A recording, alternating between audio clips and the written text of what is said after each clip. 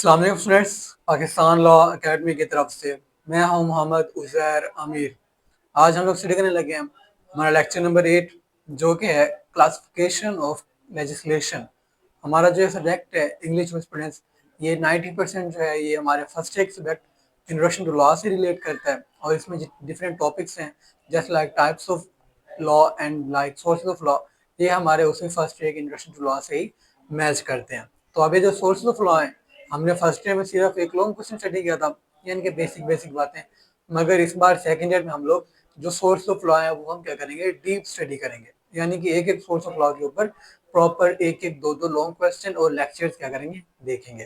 ठीक है, तो आज हमारा जो ये लेक्चर है यानी कि टॉपिक है आज का वो है लेजिस्लेशन, और उसका जो फर्स्ट पार्ट है वो है क्लासिफिकेशन का। आज हम लेजिस्लेशन का मतलब और उसकी काइंड समझेंगे, और बाद के लेक्चर में हम लोग क्या करेंगे, इसी लेजिस्लेशन की हम लोग इम्पोर्टेंस समझेंगे। तो ये जो लेक्चर है इसमें हमने यानी कि क्लासिफिकेशन करनी है, यानी कि जो लेजिस्लेशन की डिफरेंट टाइप्स हैं उन्हें डिफरेंट बेसिस के ऊपर क्या करना है, क्लासिफाई करना है ग्रुप्स के अंदर। तो इसकी जो आउटलाइन है वो मैंने यहाँ पर लिख दी है। सबसे पहले हमारे पास इंट्रोडक्शन। इंट्रोडक्शन में बता देंगे कि जो लेजिस्लेशन होता है वो क्या होता है। वो हमारे पास सबसे इम्पोर्टेंट सोर्स ऑफ लॉ होता है। सोर्स ऑफ लॉ इसलिए होता है क्योंकि जो लॉज होते हैं उनको हासिल करने का सबसे जो अहम जरिया है वो क्या है, वो लॉज नए बना लेना। यानी कि पहले से मौजूद लॉज को छोड़कर हालात के मुताबिक नए कवानीन बना लेना। और वो जो नया कानून बनाने का जो अमल होता है उसे क्या कहते होते हैं, लेजिस्लेशन। ठीक है, और जो इदारा लेजिस्लेशन करता है उसे कहते होते हैं लेजिस्लेचर, कानून साज इदारा। ठीक है, अब इसकी जो डिफरेंट क्लासिफिकेशन है वो किस तरह से की गई है, वो डिफरेंट बेसिस के ऊपर डिफरेंट कैटेगरीज में डिवाइड की गई है, जो कि हम आज इस लेक्चर में एक्सप्लेन करेंगे। ये आपका इंट्रोडक्शन आ जाएगा, उसके बाद आ जाएंगे मीनिंग के ऊपर, मीनिंग के डेफिनेशन। इसमें आप लेजिस्लेशन का जो मीनिंग है वो आप डिफाइन कर देंगे। जो लेजिस्लेशन है उसका मतलब क्या है, उसका मतलब ये है कि नए कानून बनाना। ठीक है, यानी कि कानूनी अमल के जरिए जब एक कानून साज इदारा, भले वो पार्लियामेंट है या भले वो कांग्रेस है, वो जब नए कानून बनाते हैं उसे क्या कहते होते हैं, उस अमल को कहते होते हैं लेजिस्लेशन। आप लोग इसका लिटरल मीनिंग में लिख सकते हैं टू लेजिस्लेट। ठीक है, उसका मतलब क्या होता है, टू मेक लॉज।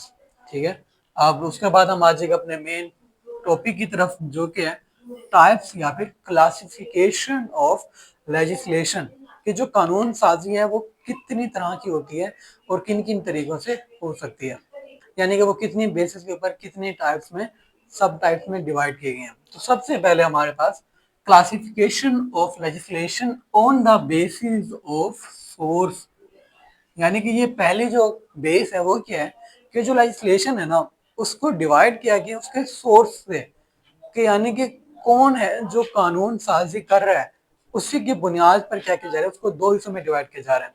तो हमारा सबसे पहला है वो है प्राइमरी लेजिस्लेशन। प्राइमरी लेजिस्लेशन का मतलब है कि जो मुल्क का सबसे यानी कि सुप्रीम इदारा, जैसे कि पाकिस्तान में पार्लियामेंट है, यूके सबऑर्डिनेट में लेजिस्लेशन का पार्लियामेंट है, दूसरा यूएसए नाम में है कांग्रेस है।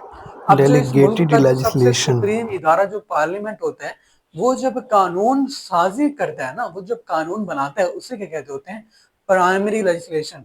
ठीक है, उस मुल्क को जो सबसे यानी कि सॉवरेन अथॉरिटी जो है, जो वो कानून साजी कर रही है उसे क्या कहते होते हैं, प्राइमरी लेजिस्लेशन। ठीक है, यानी कि जो हमारे पास पाकिस्तान का कॉन्स्टिट्यूशन है वो किसने बनाया है, पाकिस्तान के पार्लियामेंट ने बनाया है, जाहिर सी बात है। तो इस तरह से वो क्या है, वो प्राइमरी लेजिस्लेशन है, यानी कि वो कानून बनाने का अमल जो है वो प्राइमरी लेजिस्लेशन में आता है। उसके बाद है सेकेंडरी लेजिस्लेशन। अब यानी कि ये तो बना दिया सुप्रीम अथॉरिटी ने, सॉवरेन अथॉरिटी ने, जो कि सबसे यानी कि ज्यादा स्ट्रॉन्ग है, सबसे ज्यादा पावरफुल है। उसके बाद उसके अलावा जो हमारे पास जितने भी हमारे पास मुल्क में कानून साज इदारे हैं जिन्हें सब ऑर्डिनेट लेजिस्लेशन दी गई है, यानी कि सॉवरेन के अलावा जितने भी और इदारों को कानून साजी का अख्तियार दिया गया है ना, उन सबको क्या कहते होते हैं, कि वो जो कानून साजी करते हैं उसे कहते हैं सेकेंडरी लेजिस्लेशन। ठीक है, यानी कि वो प्राइमरी था, मेन पार्ट वही था, उसके अलावा जितने भी हैं वो सारे के सारे क्या हैं, वो है सेकेंडरी लेजिस्लेशन। अब इनके यहाँ पर दो नाम और भी हैं, इसको कहते होते हैं सुप्रीम लेजिस्लेशन और इसको कहते होते हैं सबऑर्डिनेट लेजिस्लेशन।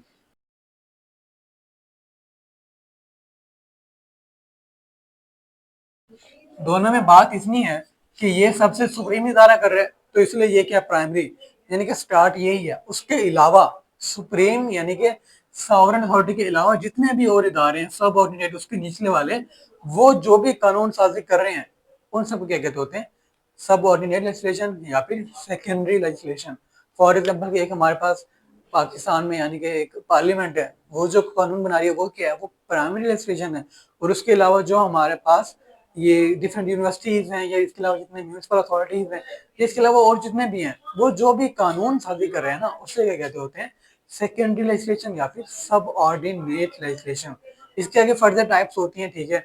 इसमें टाइप्स आ जाती हैं फॉर एग्जांपल के म्युनिसिपल अथॉरिटीज की म्युनिसिपल लेजिस्लेशन, ठीक है।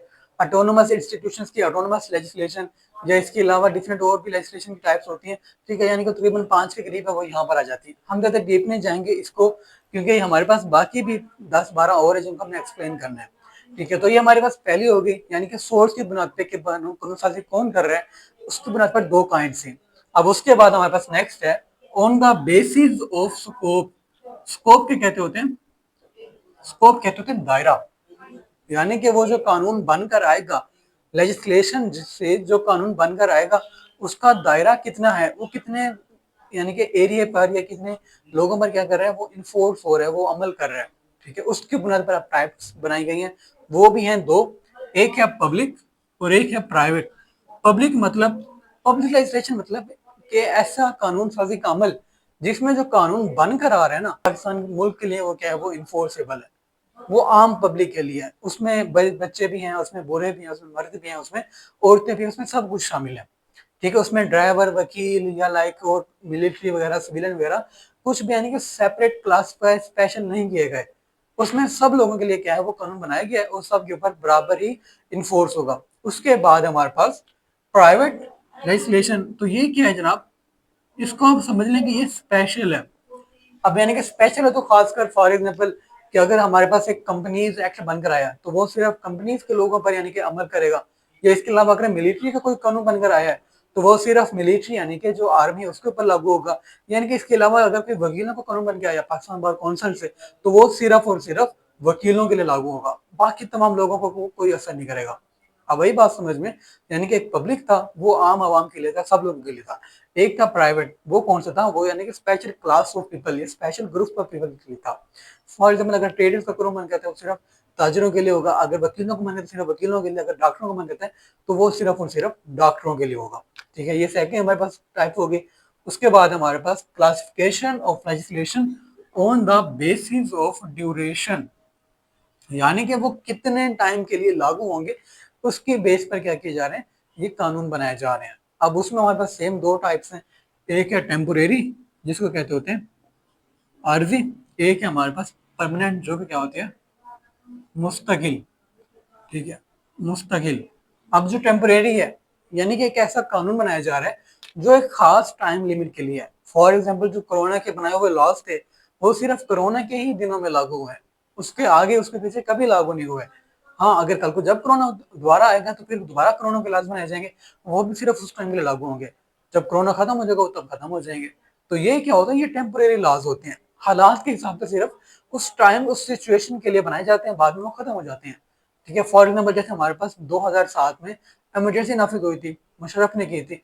तो वो जो इमरजेंसी में जो भी कानून बनाए गए थे वो सिर्फ और सिर्फ उस इमरजेंसी के टाइम के लिए थे, 2007 से 2009 तक। उसके बाद जब हालात नॉर्मल हुए तो वो लॉज खत्म हो गए, उनकी ताकत, उनकी फोर्स खत्म हो गई। सेम हमारे पास परमानेंट है। अब जो परमानेंट है ना, ये कौन से लॉज होते हैं, ठीक है, जो हमेशा के लिए रहते हैं।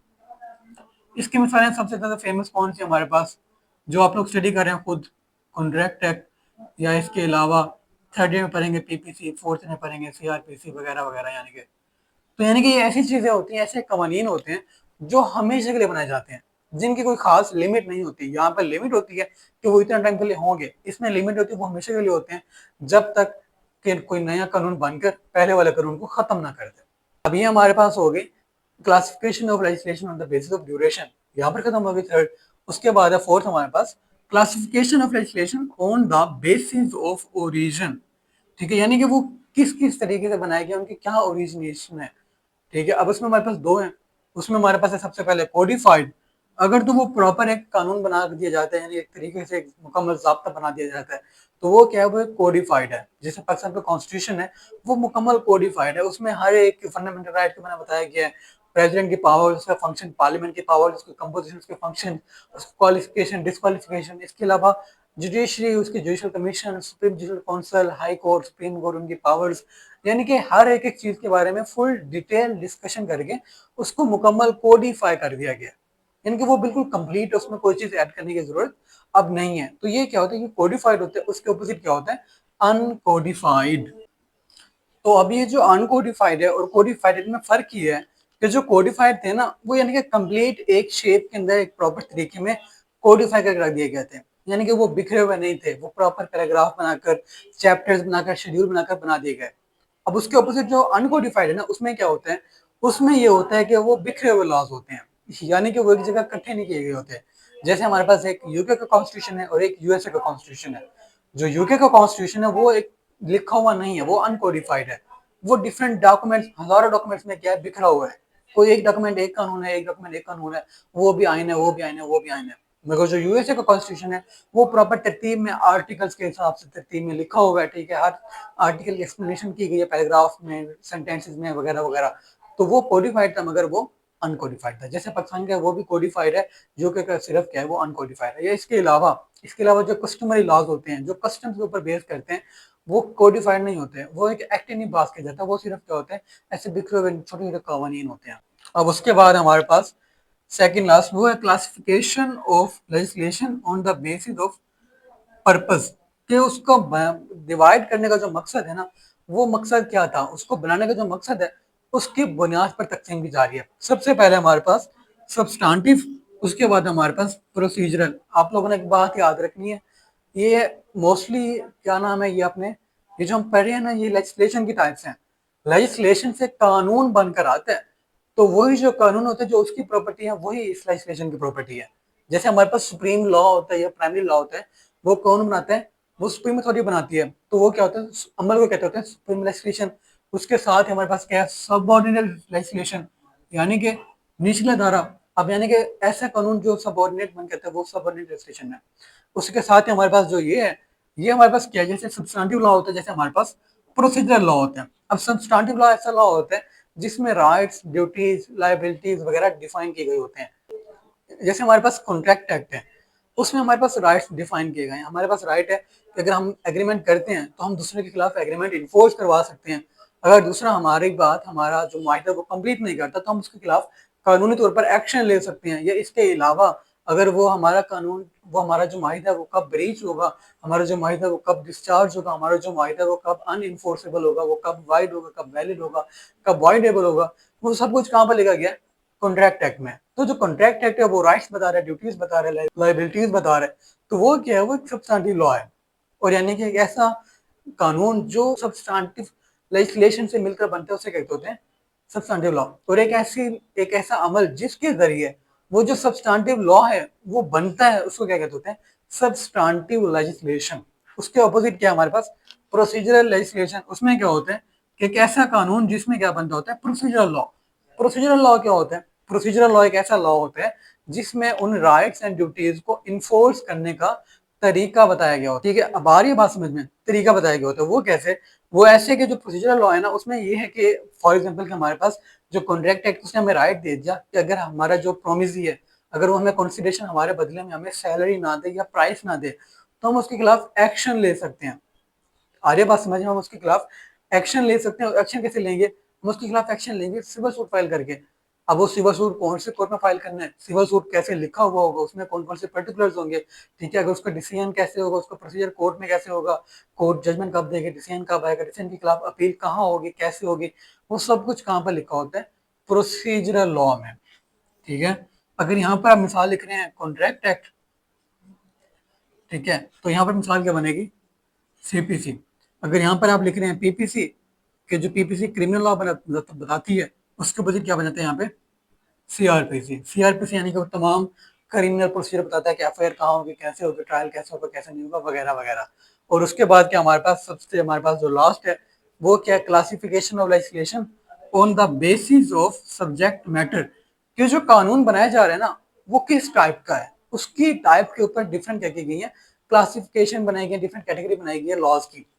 अब इसमें हमारे पास सबसे पहले है कॉन्स्टिट्यूशनल लॉ, यानी कि एक ऐसी लेजिस्लेशन जिसमें जो कॉन्स्टिट्यूशन बन के निकलता है। वो कैसे बनता होता है, वो ऐसे बनता है कि जो प्रेसिडेंट होता है वो एक कॉन्स्टिट्यूशनल कमेटी बनाता है, 5-7 लोगों की, वो कॉन्स्टिट्यूशन कमेटी मिलकर कॉन्स्टिट्यूशन ड्राफ्ट करती है, फिर उसे पार्लियामेंट में पेश किया जाता है, पार्लियामेंट के दोनों हाउसेस उसे पास करते हैं, फिर उसे जो सदर है वो साइन कर देते हैं।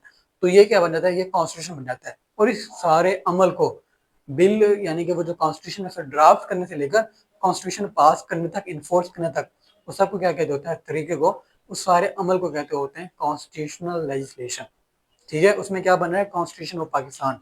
उसके बाद हमारे पास एडमिनिस्ट्रेटिव लेजिस्लेशन, यानी कि हमारे पास जो एडमिनिस्ट्रेटिव अथॉरिटीज हैं, जैसे हमारे पास ये ओम्बड्समैन है, या इसके अलावा हमारे पास जो ये नेपरा है या मैपको है या पीटी है, डिफरेंट एडमिनिस्ट्रेटिव अथॉरिटीज जो हैं, ये जो भी लॉज वगैरह बनाती हैं, इनके पास भी लॉज बनाने की पावर होती है अपने दायरे इख्तियार तक। तो वो जितने भी पावर्स वगैरह से लेजिस्लेशन बनाती हैं, कानून बनाती हैं, उन तमाम लॉज को क्या कहते होते हैं, एडमिनिस्ट्रेटिव लॉज।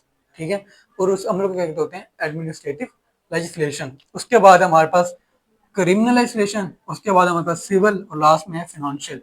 तो जो क्रिमिनल लेजिस्लेशन है, यानी कि एक ऐसा कानून बनाया जा रहा है जो सिर्फ क्राइम्स को डील करता है कि जुर्म क्या होता है, कौन सा होता है, कौन सा नहीं होता, उसकी डेफिनेशन क्या है, उसके बाद उसकी पनिशमेंट क्या है, उसको क्या कहते होते हैं, क्रिमिनल लॉ। और वो जो क्रिमिनल लॉ को बनाने का तरीका, उसको क्या कहते होते हैं, क्रिमिनल लेजिस्लेशन। ठीक है, अब वो जो क्रिमिनल लेजिस्लेशन है, उसमें हमारे पास सबसे फेमस क्या है, वो हमारे पास था पीपीसी और साथ में सीआरपीसी। मैं मोस्टली एग्जाम्पल्स रिपीट करता हूँ ताकि आप लोगों को याद करने में आसानी रहे। जैसे ये है, यहाँ पर दोबारा से आ गया तो आपको याद करने में आसानी रहेगी। अब उसके बाद है हमारे पास सिविल लॉ या सिविल लेजिस्लेशन। तो इसमें हमारे पास कौन से राइट्स, यानी कि हमारे पास कौन से लॉज बनाए जा रहे हैं जो सिविल मैटर्स को डील करते हैं। फॉर एग्जाम्पल कॉन्ट्रैक्ट एक्ट, वो सिविल मैटर को डील करता है। उसके अलावा सीपीसी, वो सिविल मैटर्स के यानी कि प्रोसीजर को डील करता है कि वो कैसे जो राइट्स एंड ड्यूटीज है वो इन्फोर्स होंगे। तो जितने भी सिविल लॉज हैं, इनको बनाने का जो तरीका होता है उसको क्या कहते होते हैं, सिविल लेजिस्लेशन। और ये सिविल लॉज होते हैं, इनका मेन काम क्या होता है कि ये प्राइवेट राइट्स को डील करते हैं। ठीक है, अब उसके बाद हमारे पास लास्ट में क्या है, फिनेंशियल लेजिस्लेशन। फिनेंशियल लेजिस्लेशन मतलब पैसों से मुतालिक। तो इसमें हमारे पास क्या आ जाते हैं, टैक्स से रिलेटेड लॉज, और उसके अलावा बजट से रिलेटेड लॉज। यानी कि अगर एक टैक्स वगैरह बनाया जा रहा है, बजट वगैरह दिया जा रहा है, उससे रिलेटेड जो लॉज है उनको क्या कहते होते हैं, फिनेंशियल लॉज। अब वो जो फिनेंशियल लॉज हैं, उनको बनाने का जो तरीका उसका क्या कहते होते हैं, फिनेंशियल लेजिस्लेशन। जैसे पार्लियामेंट है, उसने अगर इनकम टैक्स ऑर्डिनेंस 2001 जब पास किया था, तो वो सब जो अमल बनाया था उन्होंने, बिल ड्राफ्ट किया था, बिल पेश किया था पार्लियामेंट में, पार्लियामेंट ने दोनों हाउसेस ने वोट देकर उसको पास किया था, फिर सदन ने साइन किया था। तो ये सारा अमल क्या था, फिनेंशियल लेजिस्लेशन। इसके अलावा हर साल जो बजट बनता है, उसको जो तरीका होता है, यानी कि वो जो भी बजट बनकर आता है, तैयार होकर आता है, उस बजट को यानी कि प्रॉपर दोनों हाउसेस में पेश किया जाता है, दोनों हाउसेस को पास करते हैं, फिर सदर साइन करता है, फिर वो बजट यानी कि उस साल के लिए लागू हो जाता है। तो ये सारा जो प्रोसीजर, इसको क्या कहते होते हैं, फिनेंशियल लेजिस्लेशन। अब ये हमारे पास जो टाइप्स हैं वो यहाँ पे कंप्लीट होती हैं। उसके बाद लास्ट में हमारे पास क्या है, कंक्लूजन। कंक्लूजन में बता देंगे कि जो हमारे पास लेजिस्लेशन है उसकी जो टाइप्स हैं वो समझना बहुत जरूरी है। लेजिस्लेशन को डिफरेंट बेसिस के ऊपर डिफरेंट टाइप्स में डिवाइड किया गया है। सिविल लेजिस्लेशन है, क्रिमिनल है, पब्लिक है, प्राइवेट है। इसके अलावा डिफरेंट हमारे पास कोडिफाइड है, अनकोडिफाइड है, टेम्परेरी है, परमानेंट है, वगैरह वगैरह इसकी टाइप्स की होती हैं। ठीक है, और जो लेजिस्लेशन है इसको समझना हर वकील के लिए बहुत जरूरी होता है। एंड लेजिस्लेशन जो है, इसकी जो इंपॉर्टेंस है, हम नेक्स्ट लेक्चर में स्टडी करेंगे। हमारा आज का जो लेक्चर है वो यहाँ पे कंप्लीट होता है। आपको कोई भी क्वेश्चन हो आप पूछ सकते हैं। Thank you so much. अल्लाह हाफिज़।